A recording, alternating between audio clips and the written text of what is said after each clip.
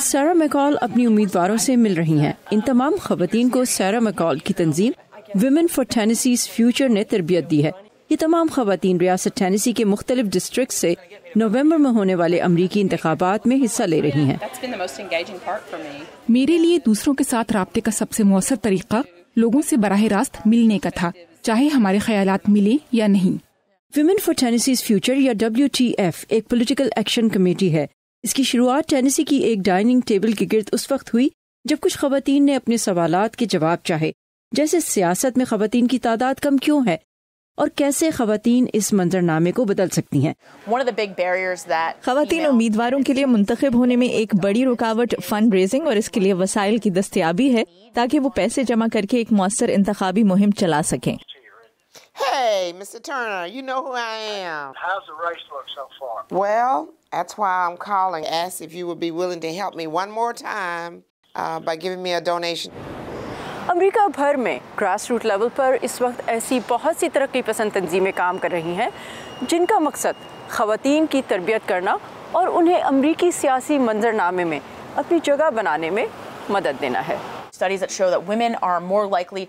Studies کے مطابق خواتین کا مخالف پارٹی کے ساتھ مل کر کام کرنے کا امکان زیادہ ہوتا ہے.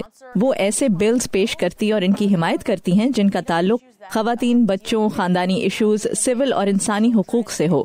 اگر ہم جائزہ لیں امریکی سینٹ اور ایوان نمائندگان کے لیے کھڑے ہونے والے امیدواروں کا تو ان میں 75% امیدوار خواتین ہیں. ان میں سے اکثر کہتی ہیں کہ ان کے لیے سیاست میں آنا اتنا آسان نہیں تھا.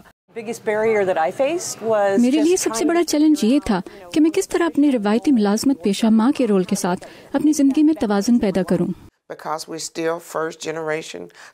وہ پھر بھی جیتتی ہیں کیونکہ ہم کالج جانے والی پہلی نسل، کریئر بنانے والی پہلی نسل ہیں اور ہماری مضبوط اخلاقی اصولوں پر تربیت ہوئی ہے. رٹگرز یونیورسٹی کی پولنگ ڈیٹا پر کی گئی ریسرچ کے مطابق امریکہ میں انتخابات چاہے درمیانی مدت کے ہوں یا صدارتی، مردوں کے مقابلے میں خواتین کا اپنا حق رائے دہی استعمال کرنے کے امکانات زیادہ ہیں.